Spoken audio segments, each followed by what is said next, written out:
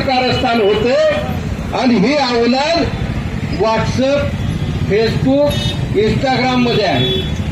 त्यातून त्यात काही तरुण अशी आहेत जे काय घडतंय, जे काय दिसतंय त्याला कुठंतरी वाचा फोडून कुठं काहीतरी आंदोलन होत असतील त्या आंदोलनात सामील होऊन हे आंदोलनाला बळ देण्याचं काम करतात. त्या लोकांचं खरंच टाळ्या वाजून स्वागत करा. सांगण्याची ही गरज आहे. आमदार होतो आणि आमदार होऊन विधानसभेमध्ये जातो आणि मशीन गन घेऊन जातो आणि विधानसभेतल्या एकाकडून सगळ्या माणसाला गोळ्या घालून ठार करतो. जर कुणाच्यात हिंमत असेल, ज्या दिवशी 540 लोकांवर बॉम्ब पडेल त्या दिवशीच हा आमचा देश क्रांतिकारानं पुढे येईल असं माझं वैयक्तिक मत आहे. म्हणून इथं माझ्यासारखा माणूस याच्यासाठी आलेला आहे की आम्हाला तळमळ आहे त्या सोनम वांगचुकची. जो माणूस निस्वार्थपणे या देशासाठी झगडतोय, लढतोय आणि तो एक महान शास्त्रज्ञ आहे. तो काही साधा समाजसुधारक नाही आहे. त्यांनी खूप काही आपल्याला देण दिलेली आहे आपल्या देशाला. म्हणून त्या आपल्या लातूरकरांना माझी विनंती आहे, जे जे इथं शिक्षण क्षेत्रातले काही खूप महान व्यक्ती आहेत. मी तुम्हाला एक गोष्ट सांगतो की पलक शहा नावाची एक मुलगी 4 वर्षापूर्वी 720 पैकी 705 मार्क गुण घेऊन प्रथम आली होती. दररोज आम्ही वेडे बातमी, जाहिरात आणि ते दुसऱ्या कोचिंगची, त्याच्यावर पण पलक शहा होती आणि हे आमची पलक शहा टॉपर. आमच्या लातूरकरांच्या शिक्षणप्रेमीला मला हे सांगायचं आहे, तुमच्यात जर धैर्य असेल आणि लातूरच्या मातीची इमान असेल तर अशी बैमानी करू नका. आमच्या विद्यार्थ्याशी बैमानी करू नका. रावलं नाही. आणि आमच्या हलाळीला फोन केला, लोकमतचे संपादक, आणि हलाळीजी मी असं पेपर काल वाचला आणि अशी अशी जाहिरात होती आणि आजही वाचला, अशी जाहिरात आहे, हे कसं काय? एकच मुलगी 2 ट्युशनमधून कशी काय टॉप येते? हलाळे मला छान उत्तर दिले, सर आम्ही व्यावसायिक आहेत, तुम्ही काही बातमी द्या, आमचं काम पैसे घेऊन छापायचं आहे, खरी आहे का खोटी आहे ते तुम्ही ठरवा.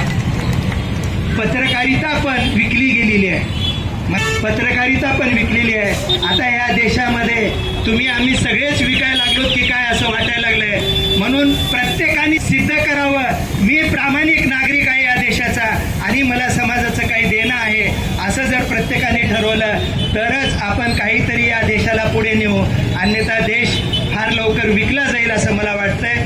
आज खूप मोठ्या आपण जास्त प्रयत्न न करता आले, पण दुर्दैव मला असं वाटतंय की ज्यांच्यासाठी आम्ही हे करायलो, जी कॉलेजचे युवक आहेत ते येत नाहीत का, आमचा मेसेज त्यांच्यापर्यंत पोहोचला नाही. असो, ठीक आहे, आपण सगळेजण आलात. आणि शेवटचं एक वाक्य सांगतो मी तुम्हाला की स्वामीजीने खूप छान कोट लिहिलेला आहे. त्यांचा एक कोट आहे की त्याच्यात असं म्हणतात की मावळत्या सूर्यानं हळूच मागे वळून, आणि सूर्याला प्रश्न पडला की आता माझ्यानंतर सगळी पृथ्वी स्तब्ध झाली आणि अंधारातून एक छोटासा काजवा मिचमिच करत सूर्याकडे आला आणि सूर्याला म्हणाला की सूर्या, मी तुझ्या इतका प्रकाशमान जरी नसलो आणि तुझ्या पृथ्वीला देऊ शकत नसलो तरी पण या पृथ्वी तलाच्या प्रत्येक जीवाला की प्रकाशाचा उणीव पडणार नाही आणि प्रकाशाची जाणीव राहील, असं मी चिमचिमत राहील आणि सगळ्याला प्रकाशाची जाणीव करून देत राहील. म्हणून हे जरी आंदोलन खूप छोटं जरी असलं तरी या समाजाची एक प्रतिकार करण्याची, त्या राज्य करणाऱ्या मतिमंद आणि शासनाला मुळात या देशाचं स्वातंत्र्य हे बलिदानानं आणि संघर्षानं भेटलेलं आहे याची जाणीव मुळात त्यांना नाही. कारण त्यांची जी सत्ता या ठिकाणी 2014 पासून त्यांनी घेतलेली आहे,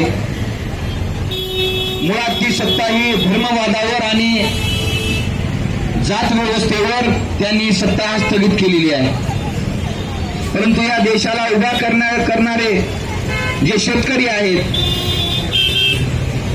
या देशाचं संरक्षण करणारे जे सैनिक आहेत, तरुण आहेत, या देशाला पुढे घेऊन जाणारा जो कामगार आहे, या सर्वांची गळचेपी आजपर्यंत या भाजप सरकारनं वेळोवेळी करत आलेली आपण पाहत आहोत. ज्यांना कधी आंदोलन काय आहे आणि सत्याग्रह काय आहे, उपोषण काय असतं याची ज्यांना जाणीव नाही, अशा लोकांच्या हातामध्ये जेव्हा सत्ता जाते तेव्हा आमच्या लोकशाही मार्गानं आणि संविधानिक मार्गानं आंदोलन करणाऱ्याची गळचेपी केली जाते.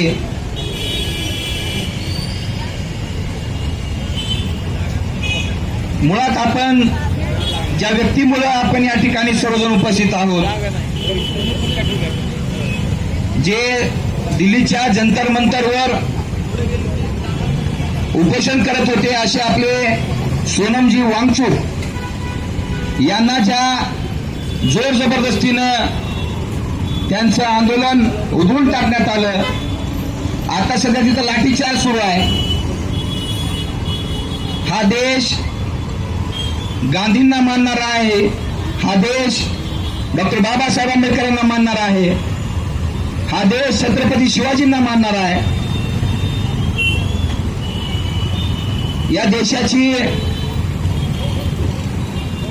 या देशामधून जेव्हा क्रांती पेटेल तेव्हाच या देशामध्ये परिवर्तन येतं. आणि मुळात जे परिवर्तन ज्या तरुणाकडून यायला पाहिजे त्या तरुणांना या सरकारनं कुठेतरी धर्मवादामध्ये आणि जातीवादामध्ये कुठेतरी अडकून ठेवलंय.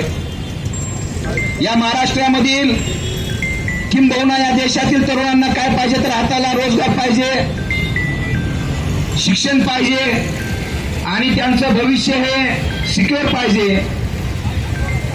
परंतु ते न देता इथल्या तरुणाला भरकटण्याचं काम या सरकारनं वेळोवेळी केलेलं आहे.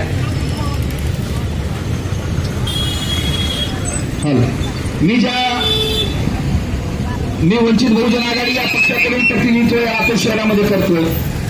पक्षाचे राष्ट्रीय अध्यक्ष संजय प्रकाशदादा बाळासाहेब आंबेडकर साहेब हे देखील जंतर मंतरवर सोनमजी वांगचुक यांना भेटण्यासाठी गेले होते. त्यामुळे वंचित बहुजन आघाडीच्या वतीनं पाठिंबा देण्यासाठी देखील मी या ठिकाणी उपस्थित आहे.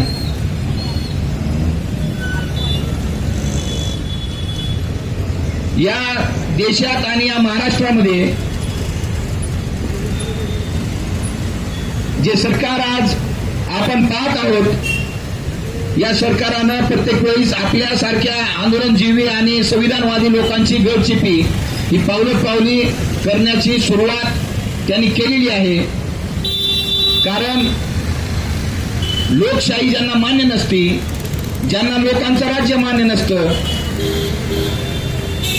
अशा हिटलरशाही व्यवस्थेला आपलं स्वतःचं आधिपत्य राहावं असं मनोमन वाटत असतं. परंतु मी सुरुवातीला ज्या पद्धतीनं म्हणलेलं आहे की हा देश, या देशानं ज्या इंग्रजांचा 150 वर्ष ज्या इंग्रजांनी राज्य केलं त्याला उलटवून टाकण्याची क्षमता या देशातील तरुणांमध्ये आणि इथल्या संविधानवादी आणि लोकशाहीवादी लोकांमध्ये आहे.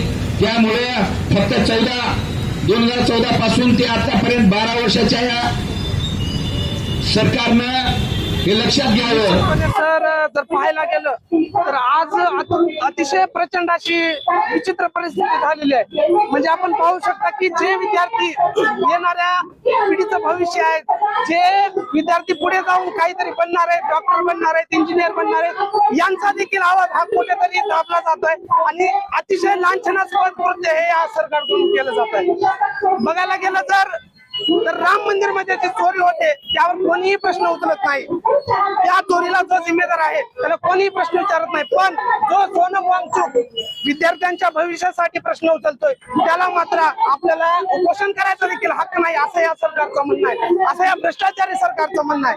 आणि अतिशय अपमानजनक हे यांचं कृत्य आहे. त्याचप्रमाणे सर हे जे आंदोलन आहे हे त्यांना सपोर्ट म्हणून आम्ही लातूरच्या मार्फत एक त्यांना सपोर्ट म्हणून हे आंदोलन या ठिकाणी राबवण्यात आलेलं आहे. निश्चितपणे विद्यार्थी असतील, प्रौढ गट असेल, युवक असेल, महिला असतील, या सर्वांचा अतिशय जोरदार असा या ठिकाणी आम्हाला प्रतिसाद भेटला. माझं नाव कांबळे नागेश दीपक. सध्या मीही एका स्पर्धा परीक्षेची तयारी करतोय. त्याच्यामुळे सर अभ्यास करणं किती अवघड असतं.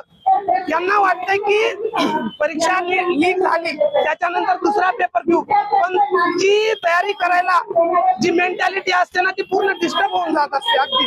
मग परत ती रिस्टार्ट करायचं, परत त्याच अभ्यासाला सामोरं जायचं अतिशय वेदनादायक असतं. त्यामुळे अतिशय हालाकीची परिस्थिती सध्या या ठिकाणी आपल्याला पाहायला मिळते. धन्यवाद. खर तर सर हे आंदोलन देश पातळीवर होत आहे आणि आज लातूरच्या वतीनं त्याच्या विरोधामध्ये निषेध इथं नोंदवला जातोय. कारण भारताच्या युवकांच्या शिक्षणाचा हा प्रश्न आहे. इथला युवक हा अतिशय सध्या टेन्शन मध्ये म्हणलं तर तुम्ही चालतंय.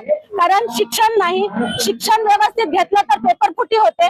पेपरफुटी मधूनही कसा तरी शिक्षण घेऊन युवक बाहेर पडला तर बेरोजगारी त्याला मारतीये. म्हणजे कुण्या ना कुण्या परीनं इथला युवक मारला जातोय आणि त्याच्या विरोधामध्ये हा संताप आजचा नाही तर हा कित्येक वर्षांचा संताप आज तुम्हाला रस्त्यावर दिसतोय. आणि याच्या माध्यमातून खरं तर फक्त मी म्हणते की प्रधानांचाच राजीनामा न मागता या देशाच्या पंतप्रधानांनी सुद्धा इथं राजीनामा देणं गरजेचं आहे. कारण इथल्या युवकांच्या या अवस्थेला इथले सगळे शासनकर्ते तेवढेच जबाबदार आहेत. माझं नाव रंजना हसुरे, मी जिजाऊ ब्रिगेड प्रदेश प्रवक्ता आहे.